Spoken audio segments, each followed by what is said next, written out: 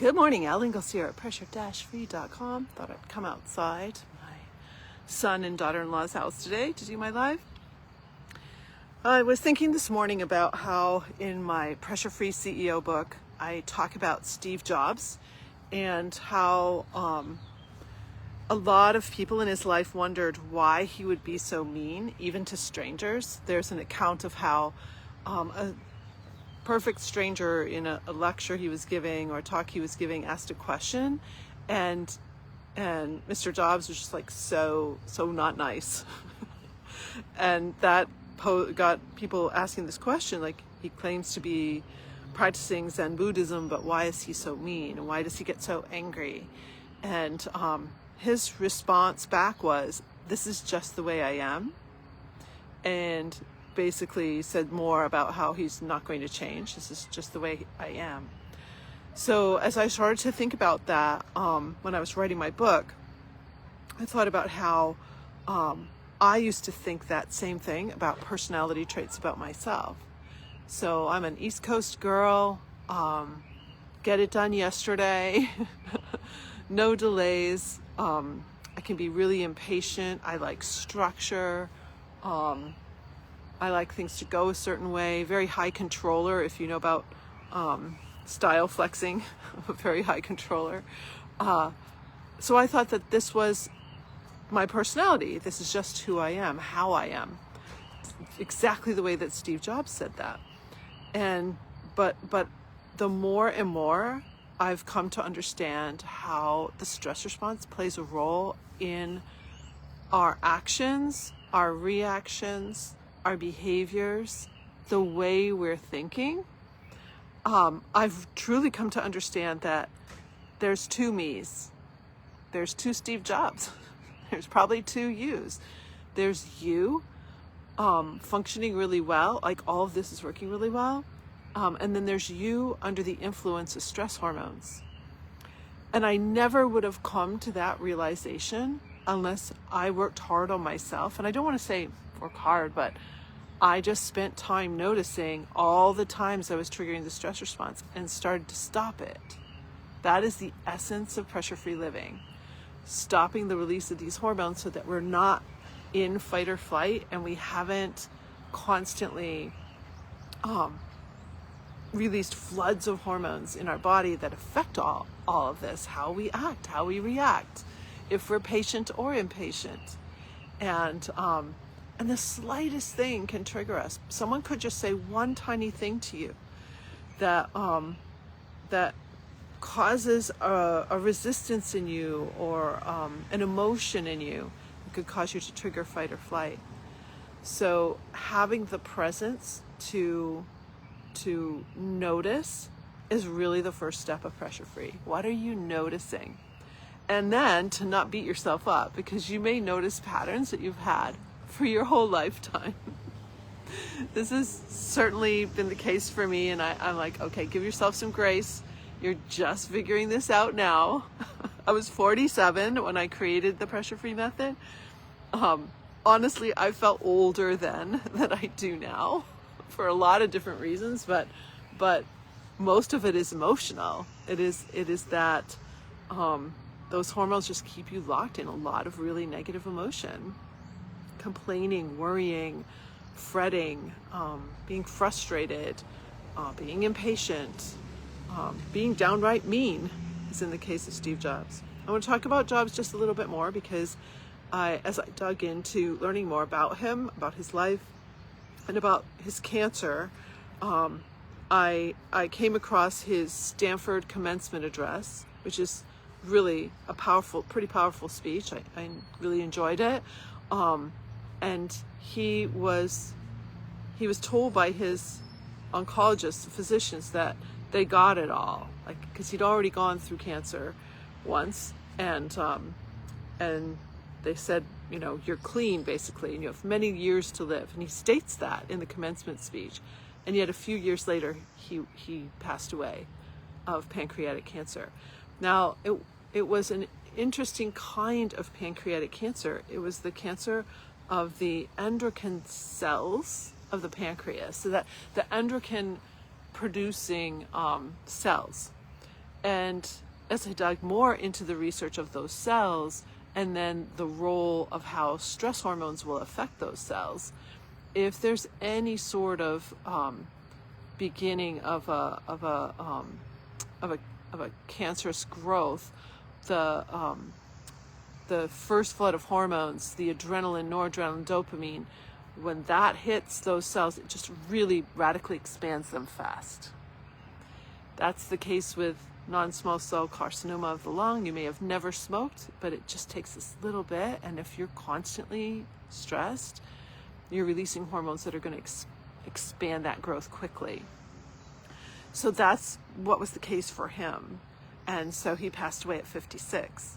Now, I also think about him and the other people that I mentioned in my book, CEOs, leaders, entrepreneurs that really could access any healthcare in the world, like any kind of healthcare. It could be traditional, it could be complementary, it could be alternative, it could be very far-fetched, go here and get this kind of frog poison. I mean, I don't know, but they literally, because of the money they have or had, they could access anything. But they didn't make it to an average lifespan, which I just find that very interesting and sad.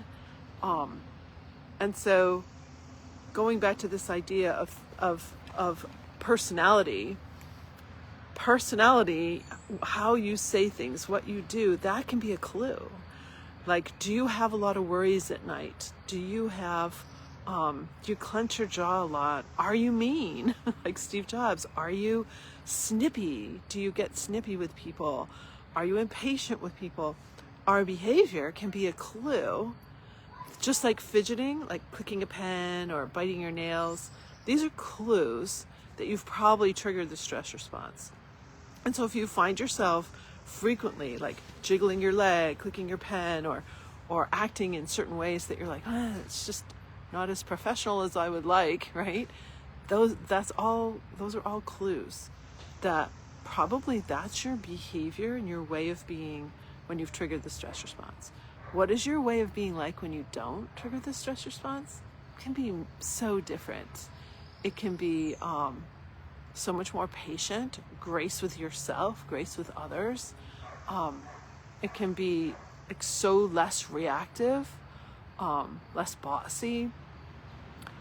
You might think, oh, this is going to turn me into like a couch potato type B if you're a type A and you want to stay very active, but actually no, that's not the case at all. It's like you don't necessarily talk slower. I don't talk any slower than I used to. And I'm just as active, if not more active. So what it is I would say it's real energy. It's not adrenalized energy. So that's a difference too. And here's how you can notice that. If you're running on adrenaline, and it's actually a flood of those three hormones, adrenaline, noradrenaline, dopamine. In a earlier post, I talk about how, because I was fascinated by this, I dug into the research on, okay, so how come all three are releasing? And that's because when we go into fight or flight, the center of the adrenal gland releases everything. Typically, that dopamine is required, that chemical composition of dopamine is required to create noradrenaline. So that gets built, and that noradrenaline then produces adrenaline. So it's a process going on in the adrenal glands. And normally, if you elevate a little, you're going to release a little bit of adrenaline, but you won't release the other two. But when we release all of them at once, that's when we get all of this compound effect of various things happen. Your heart beating out of your chest, your face turning red, all this change in your brain. It's all going on because these three chemicals, if you will, produce different effects in the body. So I used to run on adrenaline. I thought it made me powerful. And from the moment I woke up, I would just be like, go, go, go, right? Until I would then crash. Hopefully not in the mid-afternoon and need a nap, but hopefully by the time I got home from work. But boy, oh boy, that's not how we have to live life. Like, that's the paradigm most of us think is work your stressful day and then chill out. But what if you could work your day, even if it's stressful, and not trigger the stress response? And then you have energy at night. Like, you have energy to work well, to have fun. You could do more work if you want. You could have fun with your family or your pet or whatever. You could go for a walk. You could go play golf. Like, you could go play tennis. Like, you can do stuff because you actually have energy. The other day I talked about my client who went to a concert after a full day of work and traveling like 2 hours back and forth to work, and her friend was exhausted and hadn't really done much all day. So that's the difference between pressure-free and non-pressure-free. It's like you actually have the energy to do more things. What sucks our energy is constant release of these hormones and our body having to deal with these hormones. So I can't believe I talk about hormones so much. Like, that's not a word I ever used to talk about. But that's what they are. I mean, I could use chemicals, but technically they are hormones as opposed to neurotransmitters. But notice dopamine is both a neurotransmitter and a hormone in the body produced by the adrenal glands. Like, it's so fascinating. All this just fascinates me so much. So what to notice? This is really a live today about what to notice. I would say notice behaviors. Notice if you're getting impatient, you're snippy, you're over worrying, you're complaining a lot. Notice if you're comparing yourselves to others, you're judging. Notice your behaviors, and don't think of it as oh crap, I can't believe I just said that or did that. But notice it in the space of, oh, that's interesting.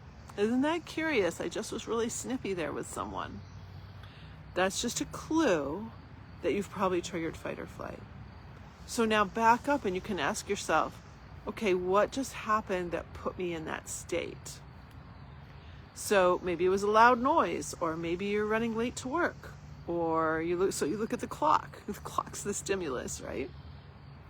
Or let's see what else. You could be like your dog is barking like crazy because somebody's at the door. Right? This could be all these kinds of things that will over and over trigger the stress response. But if you can start to then identify those things, because your behavior's the clue, then you can take a look and say, okay, so what's happening here? So that's what I have for you today. Hope it's really helpful. Sometimes it's a real rude awakening to notice our behaviors. That was the case for me. Like, I really had to admit how snippy I was, how bossy I would get. And that is not exactly an interesting thing to have, or that's not an easy thing to have to admit, So just come clean. Acknowledgement will set you free. And I wish you a great pressure-free day. Bye.